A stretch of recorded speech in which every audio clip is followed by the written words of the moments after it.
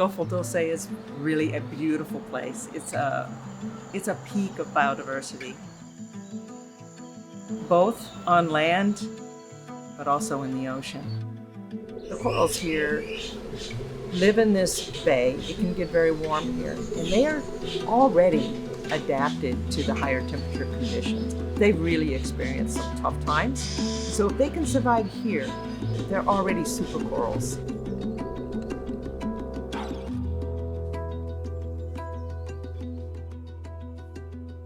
Oh gosh, I want to tell you a story about how difficult the last 2 years were.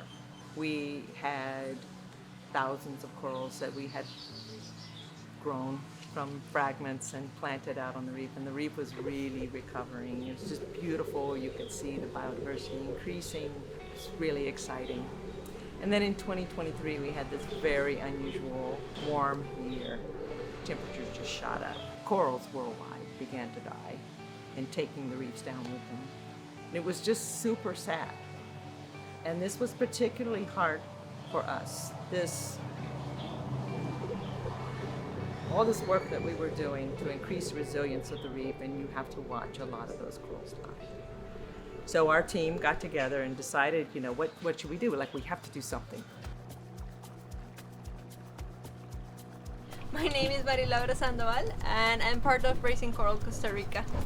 The whole reason I even studied biology was because I wanted and I hope that as humans we could be a good force of nature to protect environment.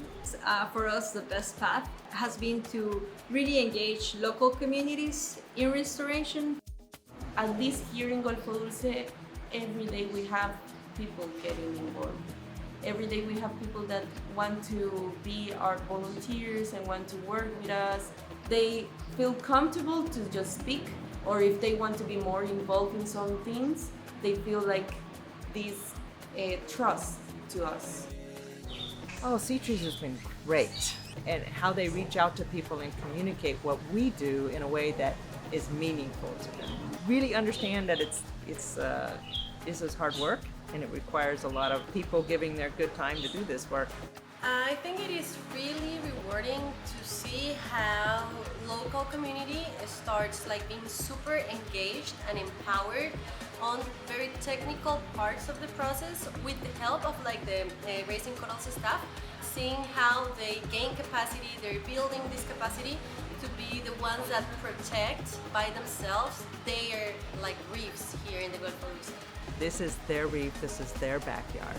And having this in their hearts and their minds that it's important to preserve the reefs, really that's the first step in a successful restoration program. There's a bunch of ways to do restoration. We do what is called coral gardening, and basically means we have nurseries, and it all starts with a fragment. So it's just a small piece of coral that may come from the reef or our stock that is already in the nursery. It will grow there for maybe 300 days. Once it's finally reached the right size, it will go to the reef and become just house for fish. Also, you want to use structures in the nursery that allow corals to grow all around, so it's 360 degrees of growth. And then finally, when you outplant them, you want to have patches. And all of the corals that you have there are genetically the same, so when they grow, they will touch each other and fuse, and you'll have a whole area covered by a big colony instead of waiting for just one coral to reach that size. We have a project with the University of Costa Rica to sort of unlock that information. What is going on here with the rivers? Is there any pollution that is causing problems in the Gulf? But the first step is just getting that basic information. And so working with our colleague, Celeste at the University of Costa Rica is a real privilege because it's going to allow us to use that information in the future. When we talk of something like ocean acidification, it's a problem that we can actually measure and see impacts on the global scale. And that's it's the reason why it's so important for us to start to monitor these places, because if we start to collect this information on the local level, then eventually we can also like scale it up to the global level. But I think in a way it gives us hope to know that maybe we can give back that resilience capacity to these ecosystems. We are part of this huge network, right?